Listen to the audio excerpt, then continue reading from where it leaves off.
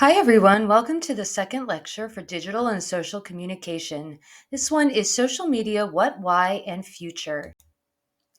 One of the videos in this module will talk about the history of social media, and I especially want you to pay attention to why the first social media programs failed and which one failed first, and why social media succeeded eventually, and what made various social media platforms stand out. Why should we market on social media? We really can't get around it at this point. It is ubiquitous and it is big. Facebook has over 2 billion users worldwide and climbing, and the world population is just under 8 billion people.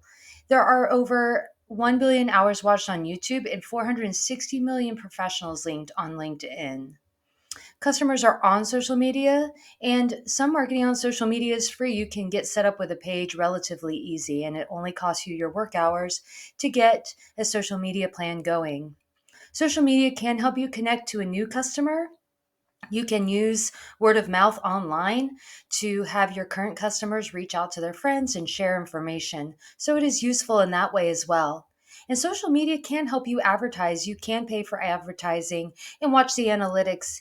And honestly, a lot of times you will reach exactly the target audience that you are hoping to reach.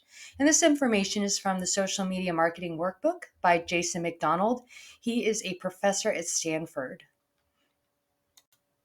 Jason McDonald also says that social media marketing is like throwing a party. Basically, the invitations are the promotion.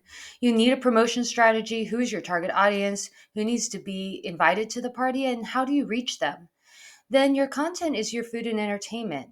Social media marketing requires having a content marketing strategy, a systematically produce yummy content, right? Blog posts, infographics, images, videos that people will enjoy enough to hang out on your social media page or channel. And finally, the hosting of your party is like ongoing management of your social media pages. You have to keep an eye on how things are going, watch what comments are coming in, and how people are engaging with what you've got going on.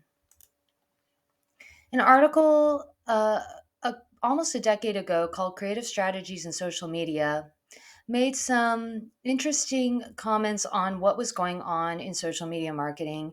And their early research showed that when developing marketing communication, brands were going to where consumers are. And at that time, consumers were gravitating toward microblogs, that's like Facebook, social networks, microsites, that's also like Facebook and Twitter, and video sharing.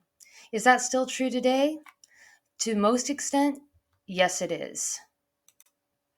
So there are three questions to ask when you are thinking about social media marketing. Which social media tools are being used by top brands? Which types of message appeals are they using in social media efforts that are working?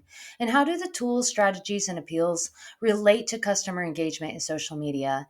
And you can find a lot of this out by doing a social media audit on your competitors. Over time, research has suggested that using a large number of channels is related to engagement score. But what's the downside of that? Well, of course, having more channels means you have to manage more channels and create more content for those channels. So there is a balance between using many channels and using the right channels. What's the future of social networking? Well, people are looking for alternatives, especially because of privacy. So, as social media marketers, we must recognize all personal information and individual content, including status updates, images, and friend lists. Those belong to the consumer, not to us. We also need to be aware of Web 3.0. This is web in the third dimension, rich with metadata, a collaboration between websites and users. The goal is to make content more easily interpreted by machines, especially AI. So, what does that mean? It means that the web has become more artificially intelligent. It's semantic, it understands us like a human, or at least that is where it's headed.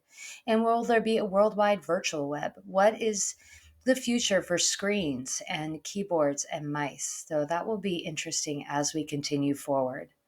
Finally, I want to talk about the top social media. I'm going to start with a chart from January 2019. It's a little blurry, but basically, Facebook is way there at the top. You got YouTube, WhatsApp, Facebook Messenger, which is considered a separate social media platform. We have WeChat, Instagram, QQ.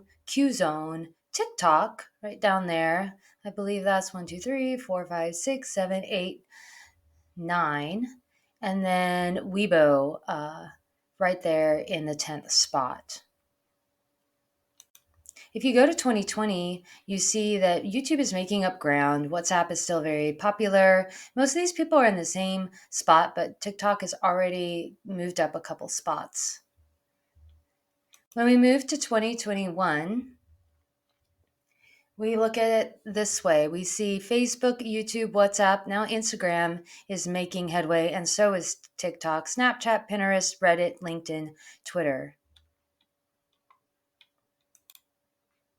And finally, these are the most in January 2022, the most recent statistics available. We have Facebook, YouTube, WhatsApp, Instagram, Facebook Messenger, TikTok. Those really haven't changed too much.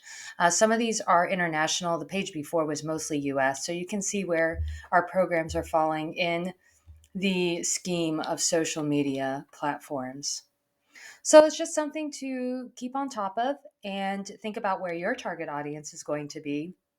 If your target audience is mostly on TikTok, even though Facebook is still the number one world social media platform, it may make more sense to run a TikTok campaign if your target audience is younger and more likely to be found on TikTok. I want to thank you for listening to this video. I hope it got you a good jump start on the information that we will be looking at this week and the discussion post that we will be doing.